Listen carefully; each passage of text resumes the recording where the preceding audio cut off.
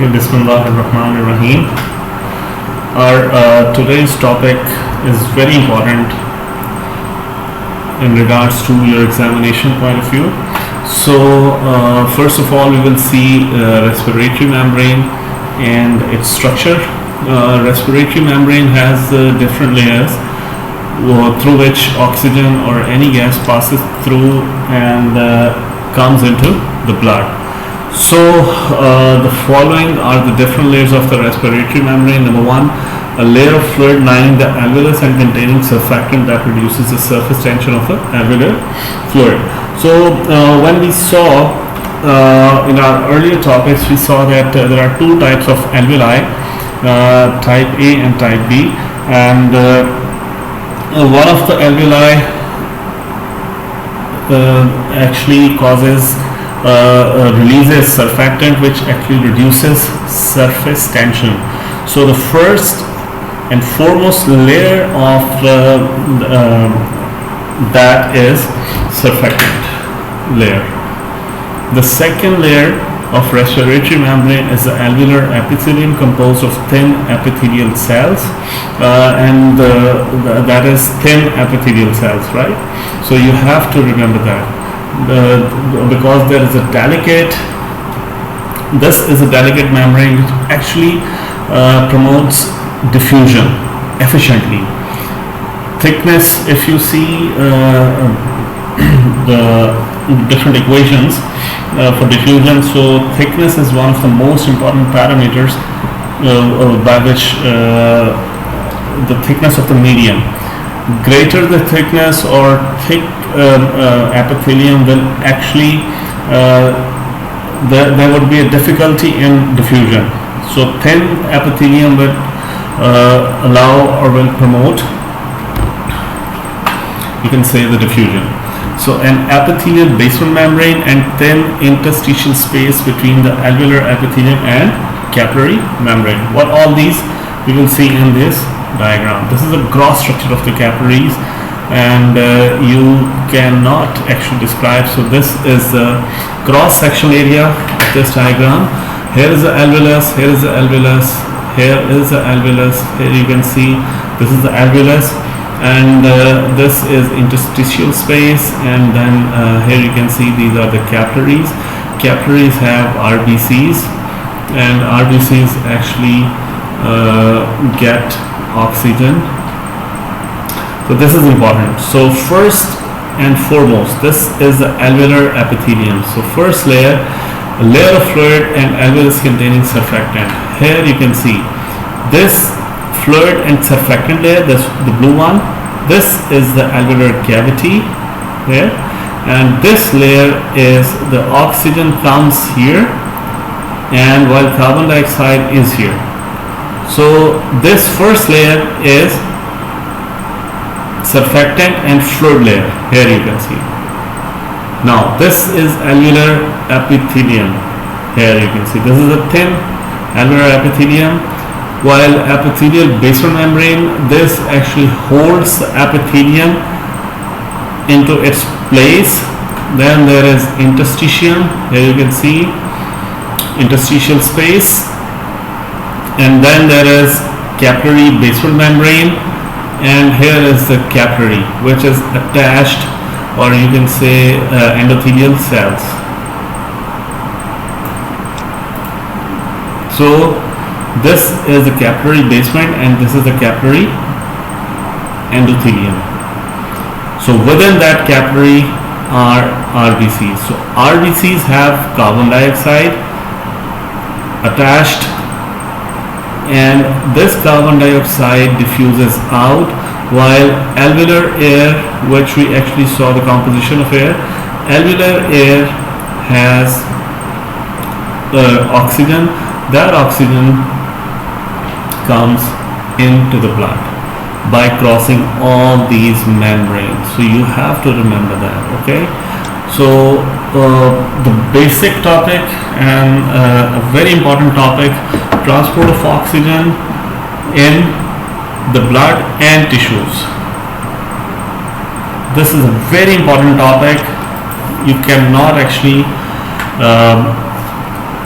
leave it on choice, because examination point of view or whatever you can say, this is a very important topic. So partial pressure and diffusion. We have seen in our previous discussion that partial pressure of a gas depends on total number of molecules in a mixture of gases that particular gas has got. So gases can move from one point to another by diffusion, and that the cause of this movement is always a partial pressure difference from first point to the next point. So simple.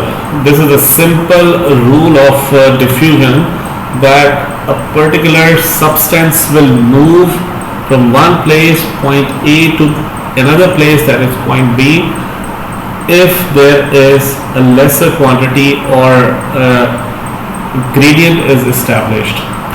So along the concentration gradient, so oxygen diffuses from the alveoli because there is a lesser amount of oxygen in deoxygenated blood that is present in capillary. Because oxygen partial pressure in the alveoli is greater than the oxygen partial pressure in the pulmonary capillary blood. So in other tissues of the body, a higher oxygen in the capillary blood than in tissue cause oxygen diffuse into surrounding cells. So similar goes for, while the amount of carbon dioxide is higher, so oxygen is greater in quantity here, so it diffuses in because the partial pressure of oxygen is greater in alveolar air as compared to capillary blood. So in this capillary blood, greater amount of carbon dioxide is there, and this carbon dioxide diffuses out into alveolus because of greater partial pressure. So transport of oxygen in arterial blood and oxygen delivery system in the body consists of lungs and cardiovascular system. You can say the double circulation. So amount of oxygen entering the lungs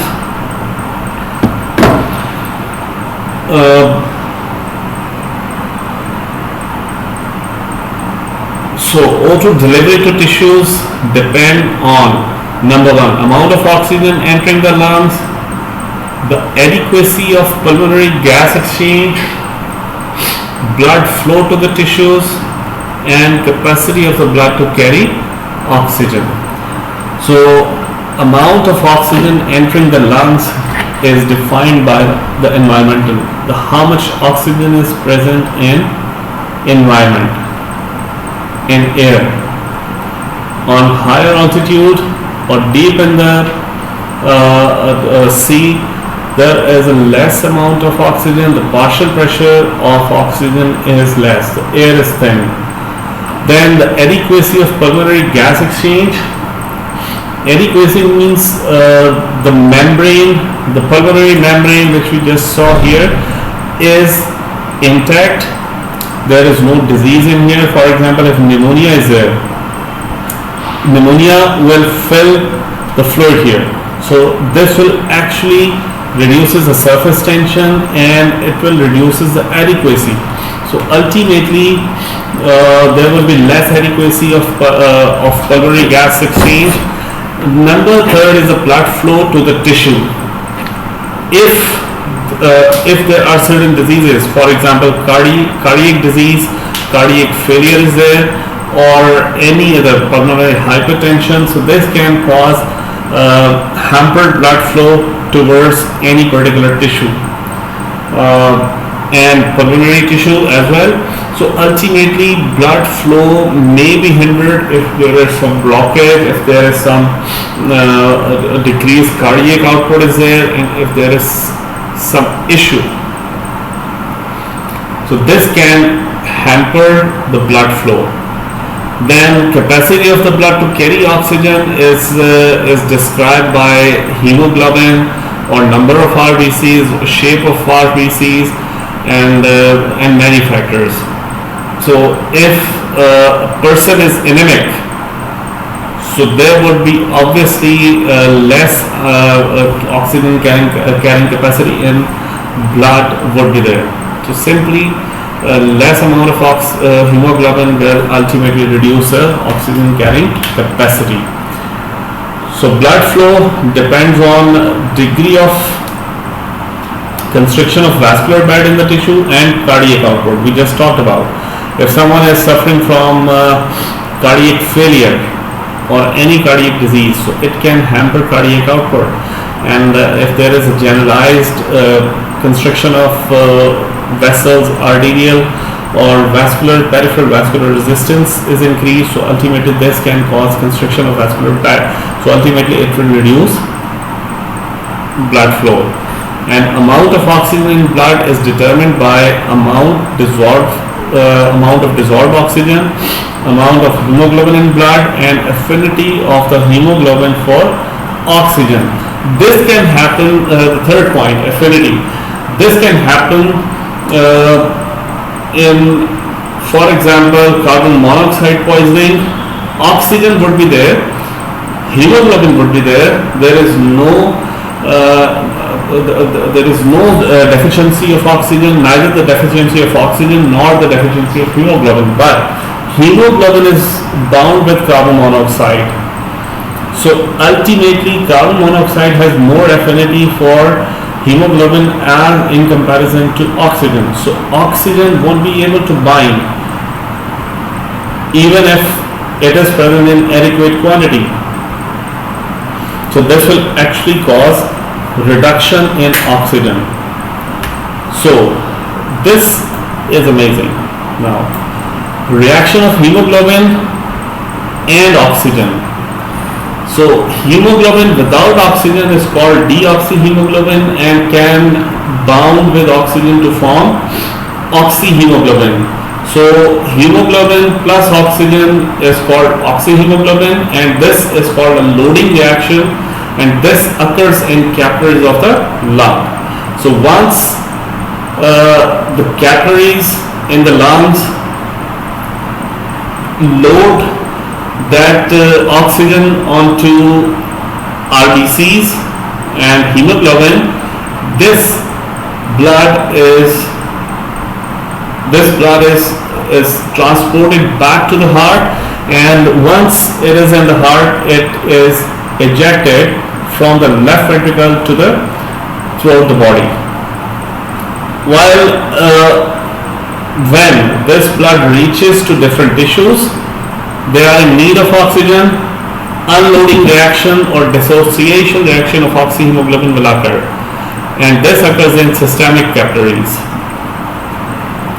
The extent of the loading and unloading reaction between hemoglobin and oxygen depends on several factors that ensure adequate delivery of oxygen to tissues.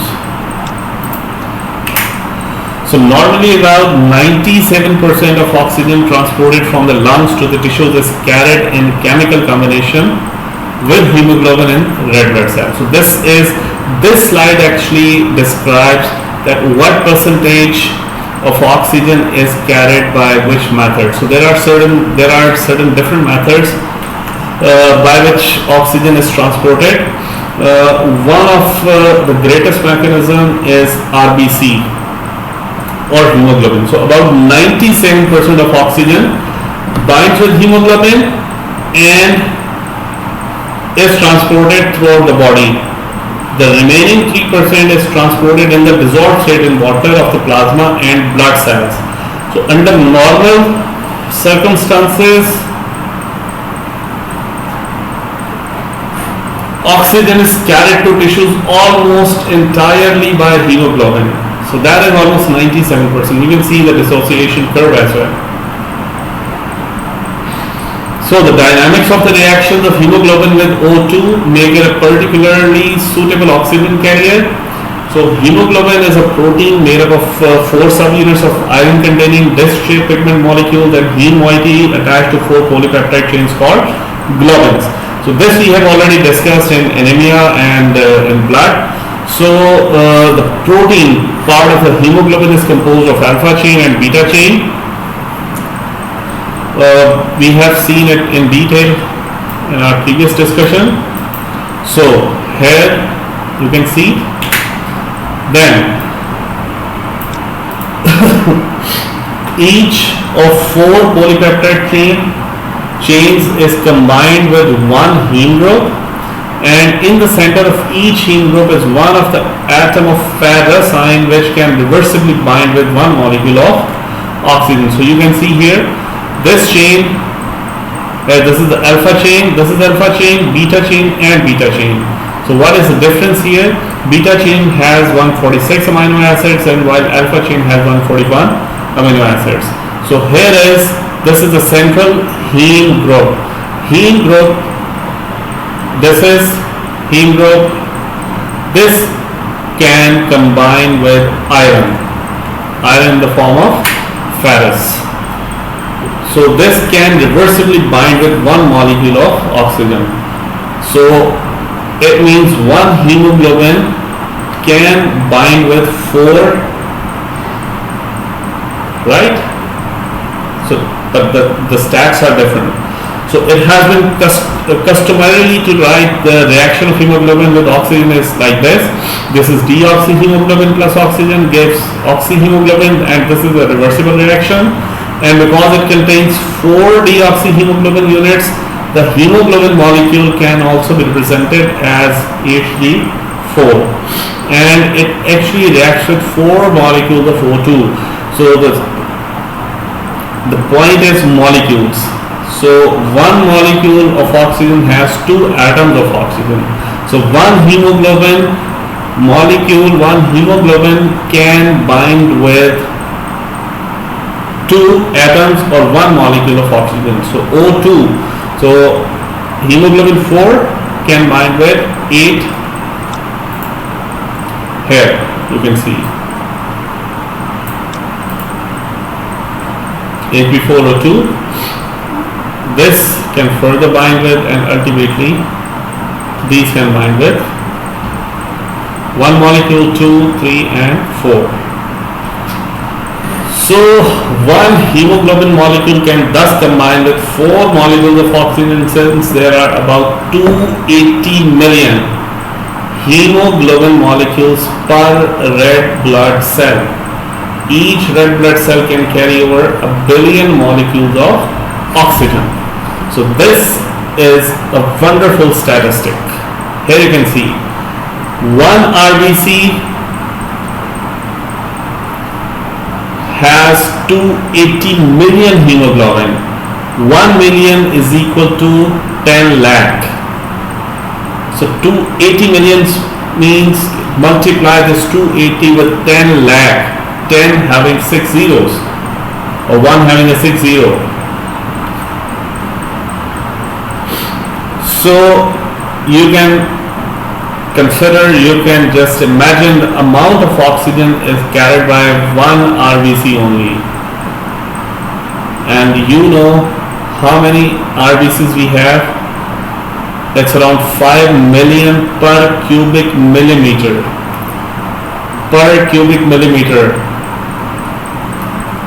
So 5 million means 50 lakh.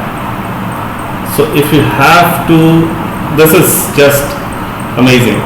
So normal heme contains iron in the reduced form, that is ferrocene. So just remember that it is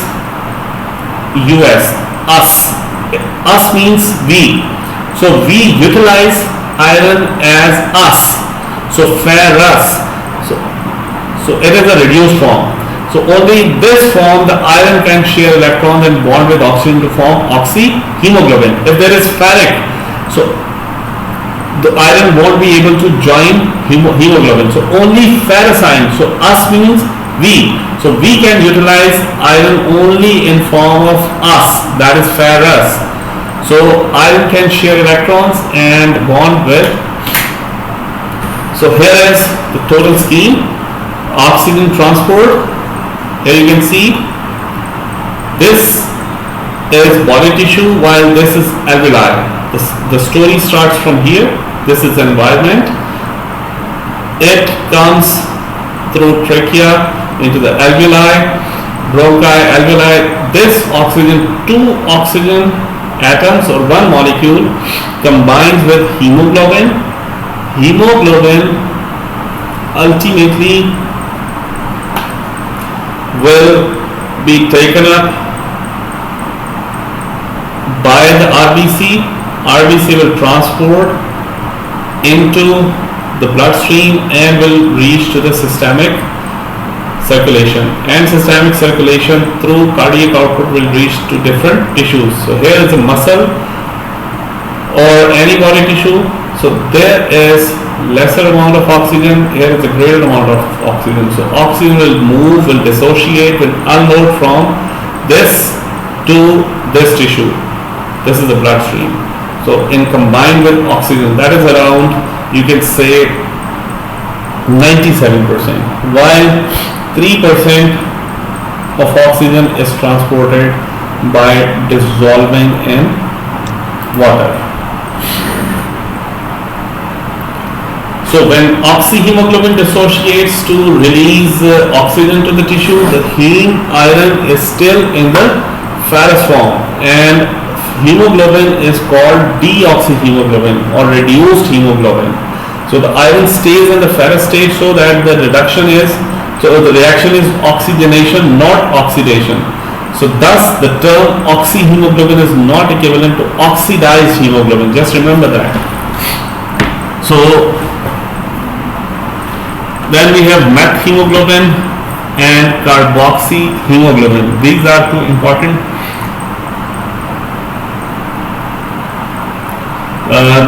terminologies. So methemoglobinemia or methemoglobin is a blood disorder in which too little oxygen is delivered to your cells, and oxygen is carried through your bloodstream by hemoglobin. So ultimately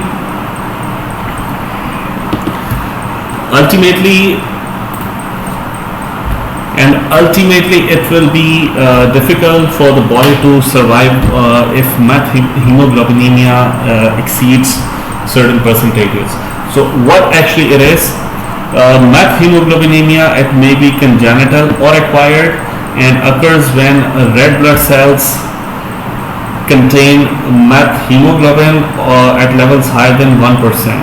So methemoglobin is what?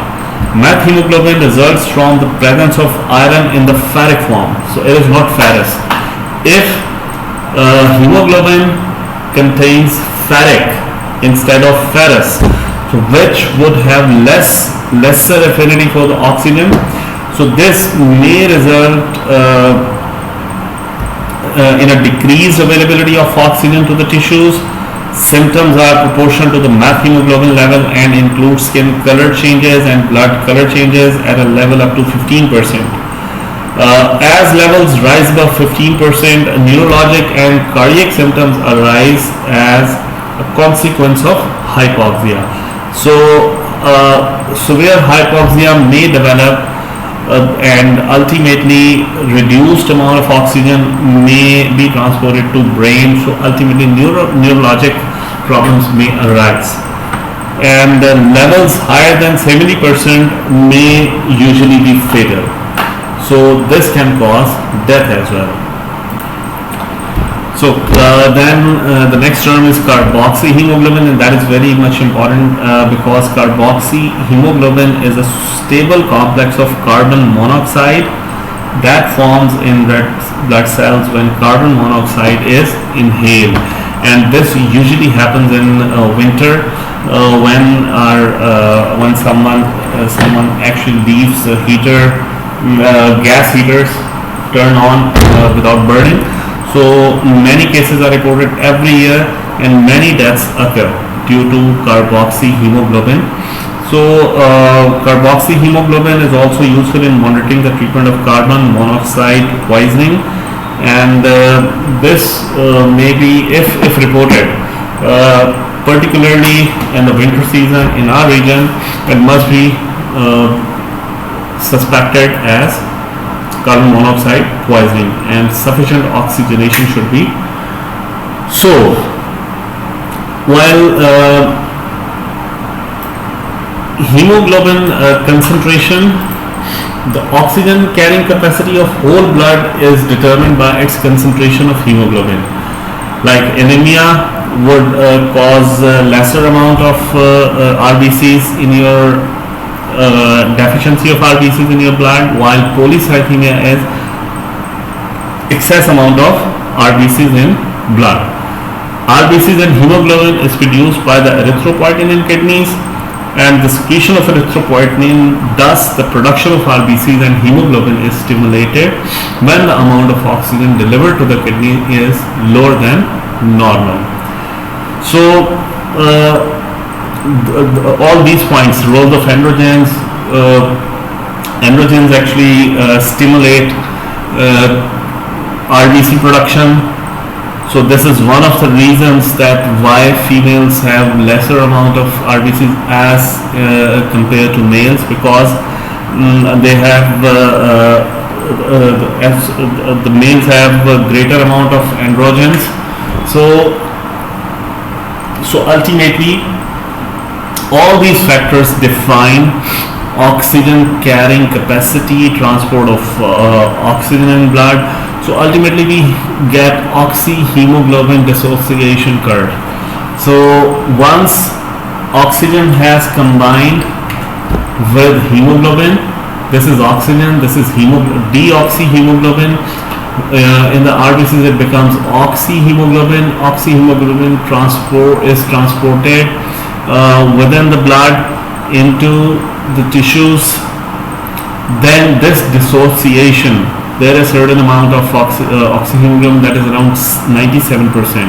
So this dissociation will ultimately depend on certain factors. And what is that curve if we show it graphically?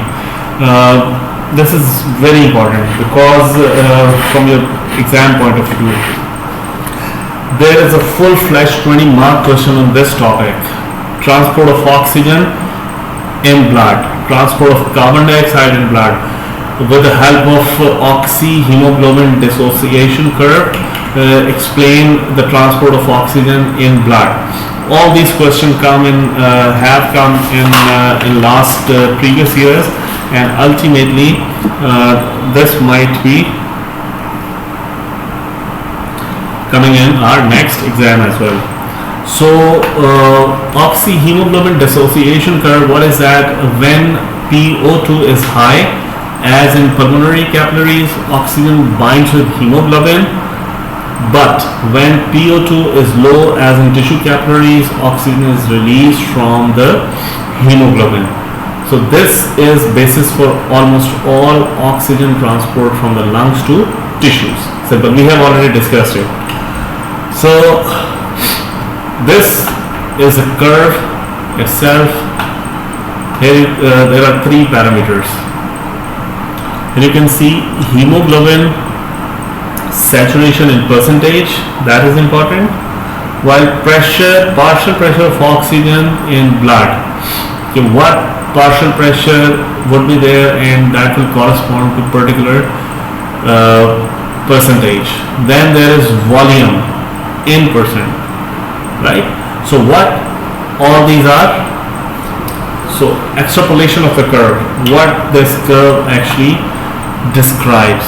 Here you can see these two parameters are important. So here you can see oxygenated blood leaving the lungs, while reduced blood returning from the tissues. Reduced blood means deoxygenated blood. So this amount corresponds to around you can see 75 or 74, while it can go as below as 19 millimeter of mercury. That depends on the amount of oxygen and activity that has been done. So this is reduced blood returning from tissues, while this is oxygenated blood leaving the lungs. So this dissociated, while this is refilling of oxygen. So this happens around here you can see that corresponds to around 97%. So what this curve actually tells us? So blood in the systemic arteries at partial pressure of 100 millimeter of mercury has a % oxyhemoglobin saturation percentage of hemoglobin bound with oxygen of 97%. That means 97% of hemoglobin is in the form of oxyhemoglobin. Here you can see. 100. Here is around 97%. While this, if you take this point here, this point, that is 100%, that will come around at 118, you can say. So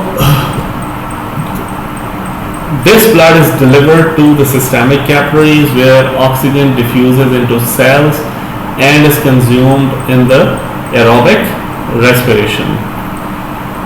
So the blood leaving in the systemic veins is thus reduced in oxygen.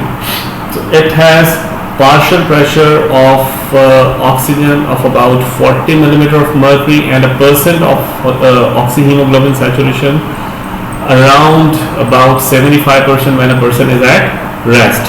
So if you see, this amount usually corresponds here, reduced blood returning from. So this, what actually happens, oxygenation occurs at around 100 millimeter of mercury partial pressure. It comes around 97%. This blood leaves the lung, then go into the and is transported to the heart. Then heart actually sends it to rest of the tissues, and tissues will utilize that blood, and that blood will come back to the lungs for oxygenation. So at rest, if a person is not exercising, not actively, so this will be around 40% at partial pressure of 75.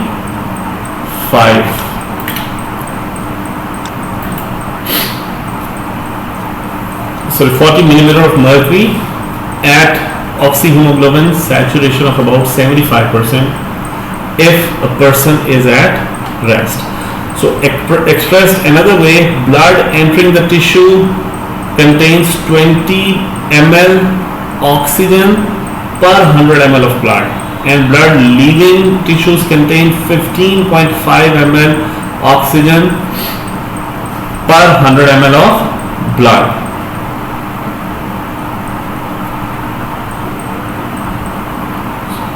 So thus 22% or 4.5 ml of oxygen out of 20 ml of oxygen per 100 ml of blood is unloaded to the tissues. Here you can see, this is volume.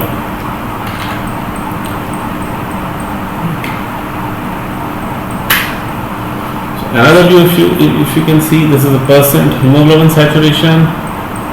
Here amount that is 20 to 15. Amount of oxyhemoglobin unloaded to, or oxygen unloaded to tissues is around 5 ml, while ml of oxygen per 100 ml of blood.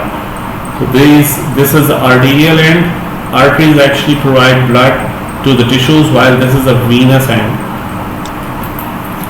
So difference of arterial and venous oxygen.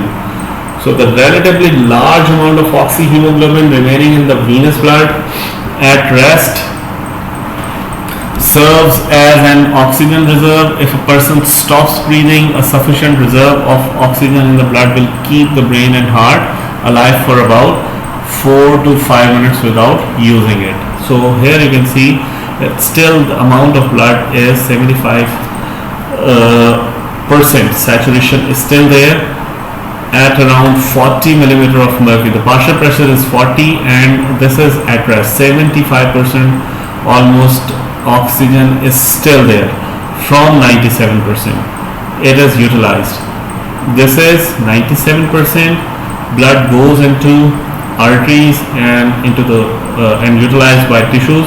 So it drops to 75%, and partial pressure drops from 100 to 40 millimeter of mercury, and that is around 15.5, or you can say 15 ml of oxygen per 100 ml of blood will ultimately be at this point. So if a person stops breathing, if you hold your breath So still this amount of oxygen is there, that much amount, to keep you alive for 4 to 5 minutes. So ultimately, if more than that, the person might be at risk. So this reserve is also utilized when there is an increased need of oxygen, as in exercise. So there are certain factors that can affect oxygen transport. Effect of PO2. You can see zero if there is the partial pressure or the amount of oxygen is 10, then the person's saturation would be around, here you can see 13.5. So lesser the amount of blood or amount of oxygen in blood, lesser would be the saturation of hemoglobin. So as the partial pressure of oxygen, and we know that partial pressure of oxygen depends on concentration of oxygen in blood. So partial pressure increases, so as a percent hemoglobin will also increase. So at around 100 millimeter of mercury, the 97% of almost 97% of hemoglobin is saturated with oxygen.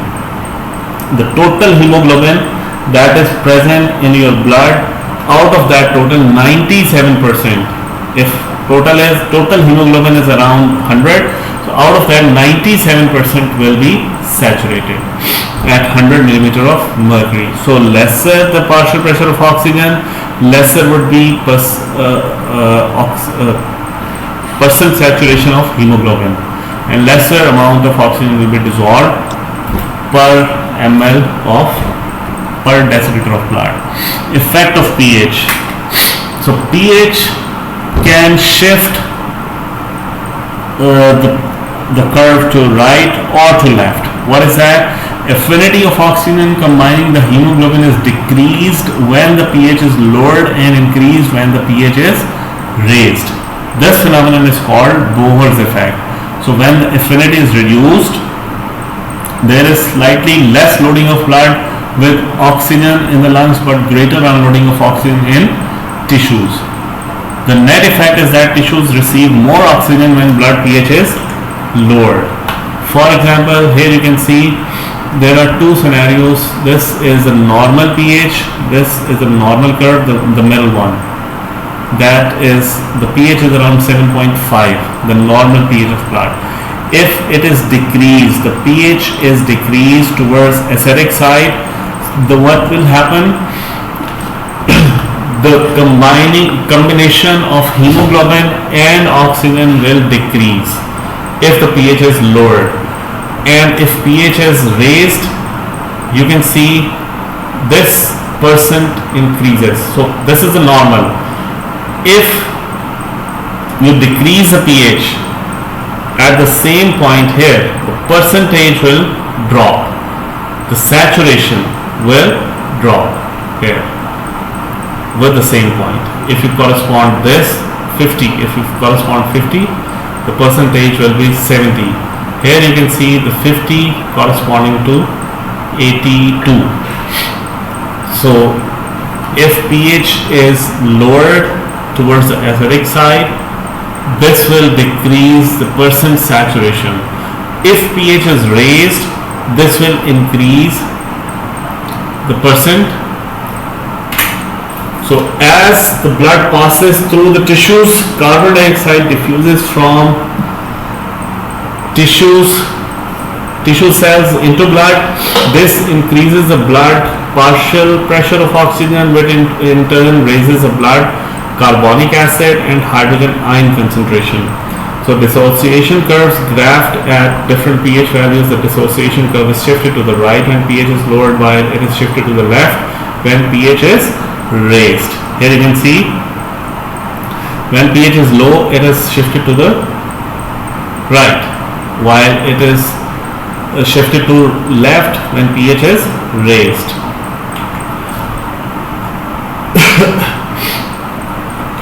So simply shift to the right of the curve indicates a greater unloading of oxygen. The lesser amount of oxygen is entering, so greater amount of unloading would be there because tissue need it constantly. If curve is shifted to the left, then it means loading of oxygen is greater. Then effect of temperature. Here you can see curve is shifted towards right if temperature is raised, while curve is shifted to the left if temperature is lowered. So it means increased temperature can cause greater unloading of oxygen, while decreased temperature can cause greater loading of. Effect of biphosphoglyceric acid. The normal BPG or biphosphoglyceric acid in blood keeps the oxygen hemoglobin dissociation curve shifted slightly to the right all the time. The normal. In hypoxic condition that lasts longer than a few hours, for example hypoxia up on the mountains,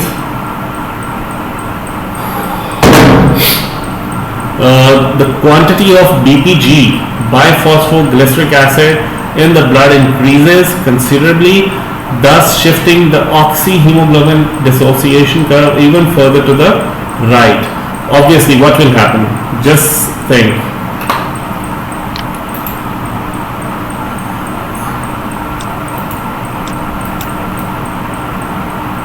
This is, for example, the graph, and this is the normal curve. Say it is a normal curve, although it is not. So this actually will shift the curve to the right, because in hypoxic condition there is less amount of oxygen in environment, so ultimately partial pressure of oxygen will decrease, PO2 will decrease. So PO2 will decrease, so there is a reserve oxygen, so ultimately this will cause the curve to shift right towards right side. So in hypoxic condition, the last longer than a few hours, as in up on the mountain at a high altitude, the quantity of BPG in the blood increases considerably and shifting the oxyhemoglobin dissociation curve to the right. So simple rule is there: if BPG is in your blood, it will shift the curve towards the right, and if curve is shifted to right from normal to right, it means there is a greater unloading of oxygen, right? So there is greater unloading of oxygen. So presence of BPG, so greater amount of BPG means that hypoxic conditions are there, so BPG will be released in your blood, so ultimately this will further to the right, it will shift the curve further to the right. So this causes oxygen to be released to the tissues at as much as 10 millimeter of mercury higher tissue oxygen pressure than would be case without the increased BPG. So ultimately unloading of oxygen will increase, so ultimately tissue. So here you can see red blood cells, low partial pressure of oxygen at high altitude, for example.